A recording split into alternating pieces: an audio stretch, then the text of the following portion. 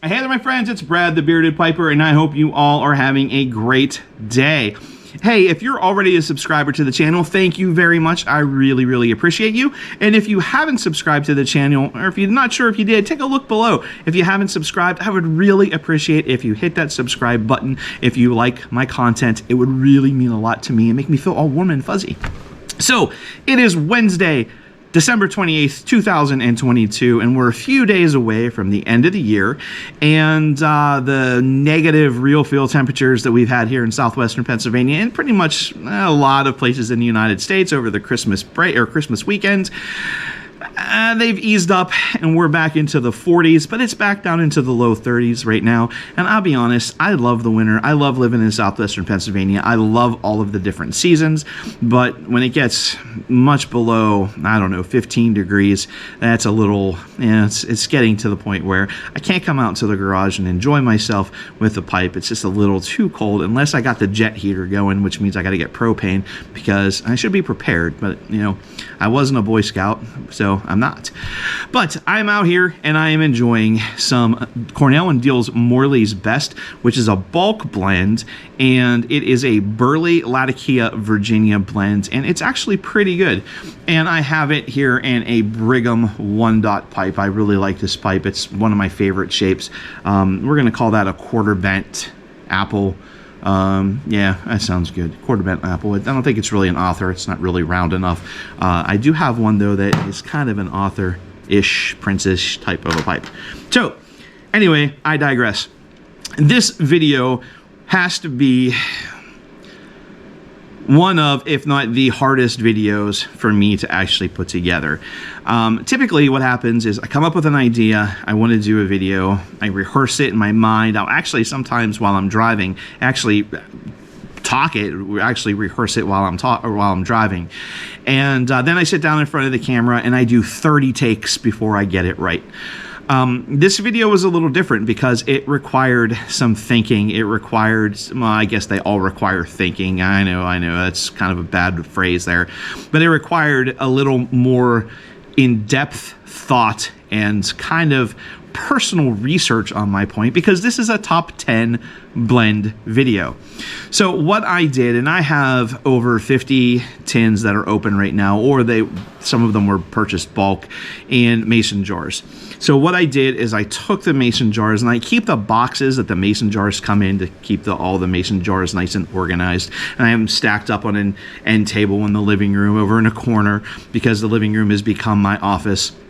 So I took them and I put them on my table and I took pictures of all of the tops of them where I have all my handwritten labels.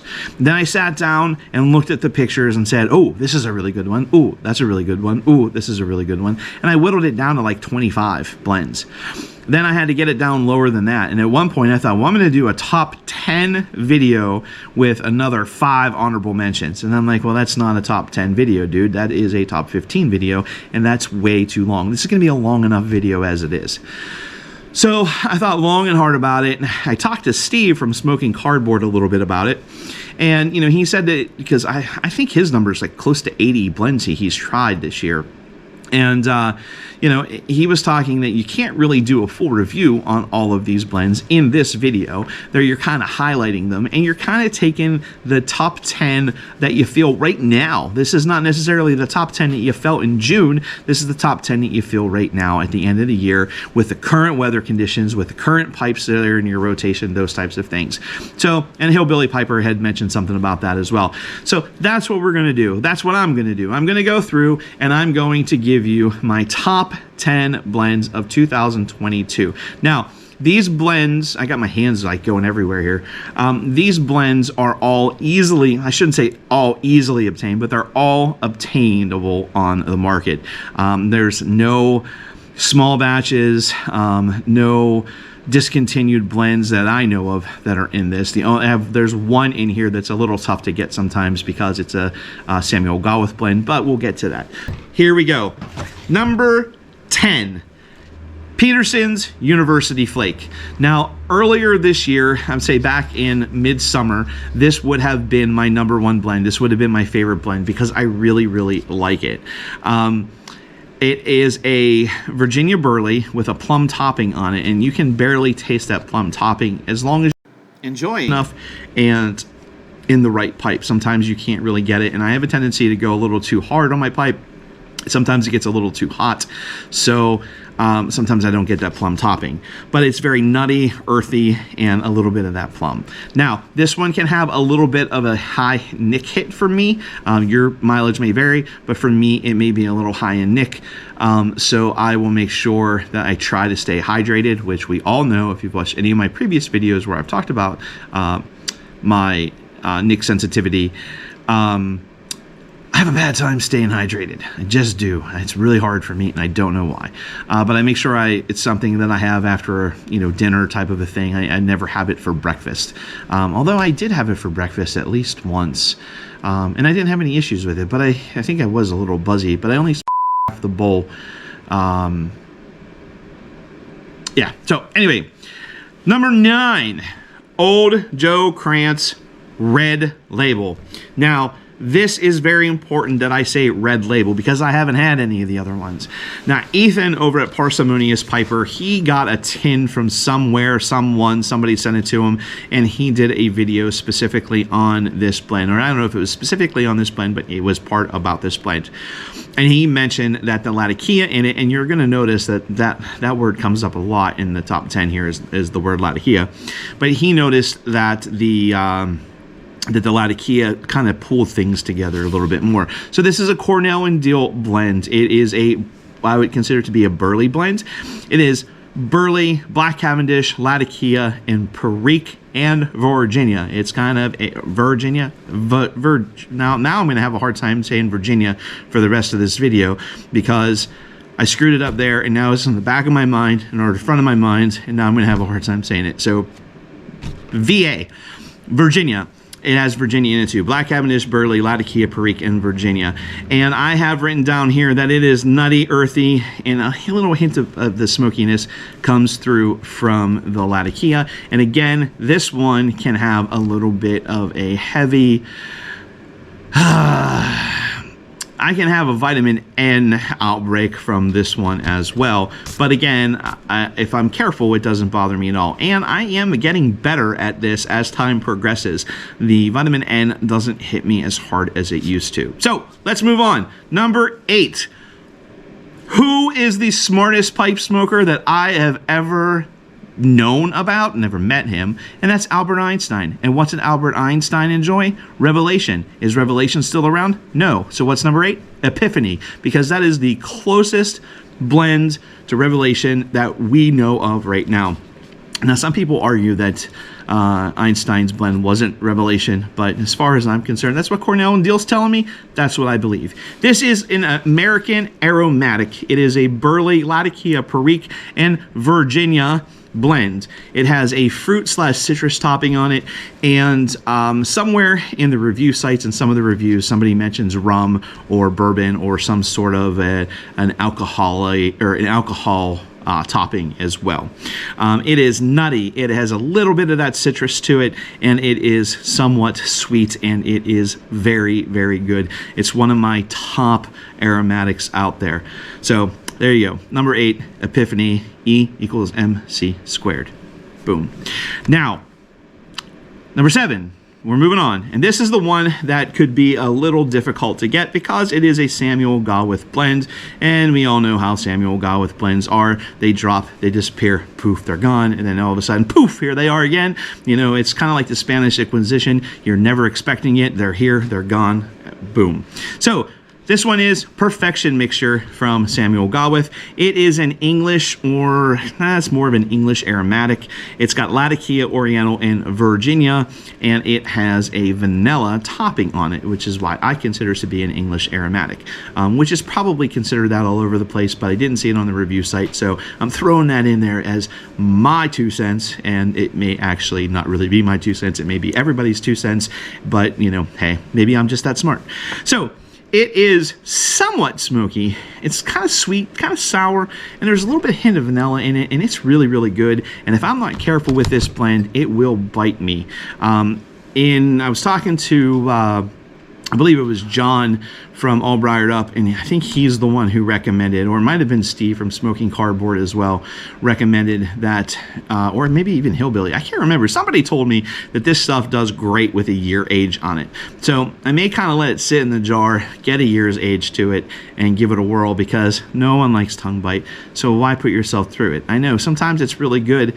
You know, it's like when you're lactose intolerant and lactose makes you feel nasty, but you really like milk, so every once in a while you have a glass of milk, even though you know what the outcome is going to be. This isn't that bad, because it doesn't bite me all the time, only if I'm not very careful. And again, if I'm not hydrated. All right, let's move on. Number 6, and this is going to be a long video. Number 6 is 3 Nuns, and this is a fantastic blend. And over the summer, again, this kind of bumped out that University Flake, and it kind of took over my favorites-ish blend. I was given a tin from one of the guys in our pipe club who just didn't like it. It was just a little too heavy for him. Again, a little heavy in vitamin N. This is, I think, what they call a broken coin, and it is, I'm not sure. It's Bell's 3 Nuns. At one point, it was made by Orlick, and I think now it's made by McBaron. Now, here's the key, where the secret to Bell's 3 Nuns is back in the day, it was made with Virginia, Perique, and Burley. Now, after Orlick took over, before I think, pretty sure it's McBaron now, took over, now it is Virginia, Dark Fired, and Burley. They got rid of the Perique and put Dark Fired in there. No one's really certain why Orlick did that. They're the ones who did it.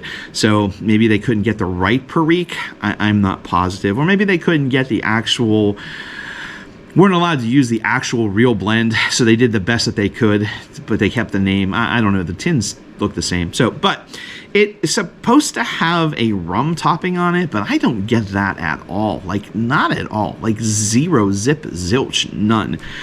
It is sour. It's earthy. It's a little bit spicy. It's got some smokiness to it. It is good. Very, very good. So far, you know, I've got an Epiphany and 3 Nuns on here, so we're doing pretty good. I got a little bit of religion happening. All right, let's move on to number 5. Number 5 is kind of a sleeper blend. And I learned about this one from Justin and Nate on Pipes, Pours, and Pals podcast. Boy, is that a tongue twister. They were talking. Nate does it's Nate's incredible blend of the week. And Winchester from Cornell and Deal was one of his incredible blends of the week. And a couple weeks later, they even mentioned that Jay Furman, from Pipe and Tamper podcast, he's a co-host of Pipe and Tamper podcast, he had said, you know, had told them that, you know, Winchester is a sleeper and don't spread it to everybody, because, you know, we got to save it for everybody else. But you know what? Hey, I love sharing the joy, spreading the message. So this is a Cornell and Deal blend, and this one's only available in bulk.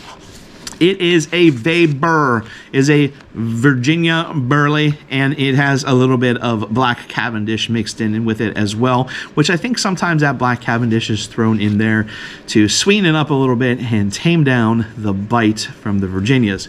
There's no flavoring on it. I already mentioned that it's bulk only. I have notes in case you're wondering. And it's a bit tart, a little bit tangy, kind of nutty, a little sweet, slight breadiness to it. And it is pretty good. I mean, it made number 5, so that's pretty good. All right, let's move on. Number 4. Number 4 is Hearth and Home's White Knight. Now, I got this tin from a giveaway that Paul over at Pipes of Old did. And when I got it, I thought, oh, this seems pretty interesting. And I have a few tins of Hearth and Home, but I've never opened any of them. And I don't have White Knight anywhere. So I decided that it might even been the day that I got the winnings in the mail. I popped that baby open, and to my surprise, it was pretty dry right in the tin. So, but it was what I would consider to be perfect dryness. So I loaded it up into a pipe, and holy macro, is this stuff good. So apparently Hearth and Home in 2011 had won a Balkan Sobrani throwdown with the cousin of White Knight, which was Black House. And reading through the reviews and things like that, White Knight is the one that's number 4, not Black House, because I've never had Black House. Number 4 is White Knight. And it's supposed to be what the blender remembered from the 70s Balkan Sobrani. And it's fantastic. If that's what Balkan Sobrani was like in the 70s, you know, I understand why it's such a big, huge blend and hard to get. It is a true Balkan. It is Latakia, Oriental, and Virginia. I don't know if that makes it a true Balkan or not. Actually, I'm not sure if I know exactly what 100% what a true Balkan is. But it is a Balkan. Pretty sure it's a Balkan. It might be in English. And it's delicious. It's absolutely fantastic. Again, it's got that sweet, sour, smoky spiciness to it, and I absolutely love it. All right, let's move on to number 3 because we're already 16 minutes into this video, plus the intro, so we're like 16 and a half minutes in. Number 3, this one was brought to me from Mike over at Pipe and Tamper podcast because this is all Mike enjoys, and that is Cornell and Deal Sunset Harbor Flake. I was putting an order together. I threw a tin in my order to give it a try, and I thought, you know, he raves about this stuff, but Mike has an issue. Mike can't enjoy Virginias because they bite him really, really hard. And, you know, that's, again, we're going back to what I mentioned a little earlier. That's bad. So Mike knows that this is the case. There's just something with his body chemistry that doesn't get along with Virginias. He found his blend. He found this Sunset Harbor Flake, and it fits perfect with him. Like, it's just like, it's like, oh boy, I don't even know. It's like Bert and Ernie, you know, like Mike is Burton and Sunset Harbor Flake is his Ernie. So it is by Cornell and Deal. It is a Latakia, Oriental, and Virginia. It is a Latakia, Oriental, and Perique. No Virginia at all this. So no Virginia in Sunset Harbor Flake. Let me repeat that. Sunset Harbor Flake has no Virginia. It is a Balkan blend, and it is smoky, it is sweet, it is sour, it is delightful, absolutely delightful. Now, let's move on to number 2. Number 2, I was watching a video from Miguel at Piper Sailor Man or Sailor Piper Man. I can never remember because he introduced himself as Piper Sailor Man, Sailor the Piper Man, and I can never remember which one is actually his channel. But Miguel was enjoying a bowl of Bangle slices white one night, and I commented that it sounds like something I would enjoy. He told me I should give it a try. So they have this thing where it's the Battle of the Blends or something like that, and I got a tin of the black and a tin of the white. Black is the original, white is not. Now, I'm not 100% sure what all the differences are between the black and the white. I know the black has a topping on it and the white does not. So, Bangle Slices White is, I think this is made by Sutliff. It used to be made by a Pennsylvania company, but I think Sutliff is the one who's producing it now. It is an English blend. It is a Latakia, Oriental, and Virginia. There's no topping on it. Like I said, no topping. And it is smoky. It is woody. It is sweet. It is sour. It's slightly spicy. And it is just a flavor bomb.